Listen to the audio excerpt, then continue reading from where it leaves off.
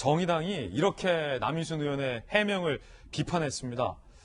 문의는 했는데 유출은 아니라는 남인순 의원의 해명에 대해서 참담하다. 질문과 유출은 무엇이 다르냐. 전화로 문의한 과정 자체가 도움을 요청한 사람을 짓밟는 것이고 가해를 저지른 이에게 피할 구멍을 마련해 주는 것과 다를 바 없다. 참담하다. 강력히 유감을 표한다라고 밝혔습니다. 국민의힘도 비판했습니다. 민주당의 N차 가해 끝은 어디냐. 석고 대죄하고 의원직 내려놔라 해야 한다라고 비판을 했습니다.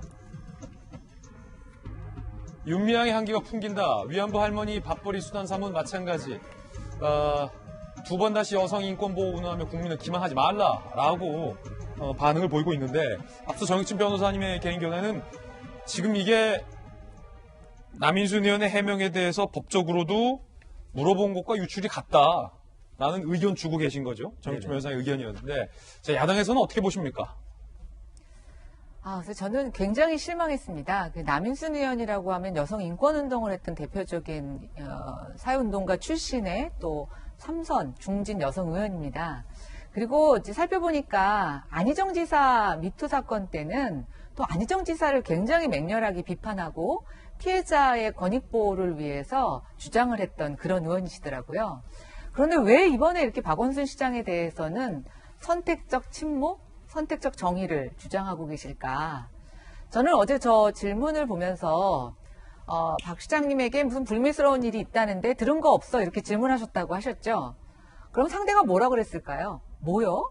무슨 얘기요? 그러면 그 이후에 아무 말씀도 안 하셨을까? 저는 그거는 아니라고 생각이 됩니다. 그리고 이 사실은 지금 묻히게 된 것은 가해자의 의혹을 받고 있는 박원순 시장이 극단적인 선택을 하면서 이 사실에 대한, 이 성범죄에 대한 실체적 진실이 지금 덮이게 생겼는데요. 거기에 일말의 책임을 져야 될 사람이 그 이후에 어떤 행동을 했습니까? 민주당 여성 의원들 단톡방에 보면 이 피해인을 피해 호소인으로 몰고 가는데 주도했던 의원이 바로 남인순 의원이었습니다. 지금 국민들이 굉장히 분노하고 있습니다. 여성운동을 했던 많은 민주당의 정치인들이 여성의 권익을 대변하는 것이 아니라 자기네들의 힘과 자기네들의 권력 유지에 오히려 자기네들이 대변해야 되는 사람들을 짓밟고 이렇게 망가뜨리는 이 현실. 저는 어느 누구 하나 책임지는 일이 없는 이것이 더욱더 가슴이 아픕니다. 지금쯤이면 누구 하나 사의를 표명하든가 이래야 되는데 남인순 의원이요. 이번에 30일 검찰 발표 있기 전에 참고인으로 출석 요구를 받았었습니다. 그런데 그 출석을 거부했습니다. 그리고 30일 발표 이후에도 이런 방구 없다가 일주일 만에 내놓은 얘기가 과거에 했던 얘기에 똑같은 답습입니다.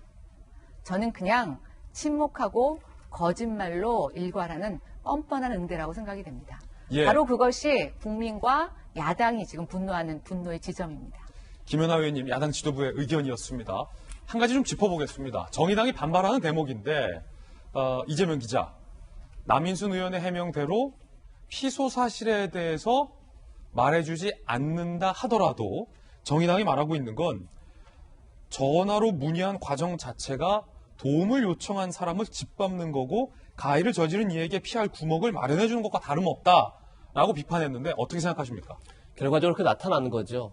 사실 이 사안의 참담함이 바로 거기에 있는 건데 지금 검찰이 발표한 거는 결국 피해자의 변호인이 도움을 청하기 위해서 여성단체에 연락을 했고 그랬더니 여성단체 대표가 남인순 의원에게 그걸 알려줬고 남인순 의원이 다시 박원순 시장의 전 시장의 젠더 특보 얘기를 사실 알려준 겁니다.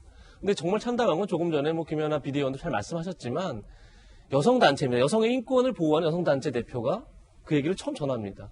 남인순 의원은 대표적인 여성단체 대표 출신입니다. 그리고 젠더 특보를 왜 만들었겠습니까? 결국 여성의 인권 보호를 위해서 만들었겠죠. 그러니까 모두가 피해자를 도와야 할 사람들이 결국 가해자를 걱정한 꼴이 된 겁니다. 그렇기 때문에 지금 정의당이 얘기한 것처럼 그 전화 자체가 실제 피소 사실을 알지 못했고 그 구체적 내용이 몰랐다 하더라도 그 전화 자체가 결국 도움을 요청한 피해자를 짓밟은 게 된 거고 결국 가해자가 빠져나갈 구멍을 만들어준 꼴이 된 거죠. 그런 점에서 사실 이 정의당의 질문에 남인순 의원은 지금 답을 했어야 되는데 결국 지난해 7월과 똑같은 답을 했다. 그래서 참 이해할 수 없는 거고 사실 여성단체만 하더라도 지금 처음 남인순 의원에게 그것을 알린 여성단체 대표는 직무에서 배제됐고 여성단체도 단체 명의로 사과를 했고 모두가 어쨌든 사과를 했습니다. 그런데 불구하고 남인순 의원은 어제 기자단에 보낸 문자 메시지에 사과 한마디가 없습니다. 그러면 참 참담하고, 남인순 의원이 그 문자에 보면 어떤 내용을 마지막에 써놓냐면 피해자의 깊은 고통에 공감하며 위로드리고 일상이 회복되길 바랍니다. 이렇게 적습니다. 피해자 일상이 회복되려면 어떻게 해야 되겠습니까?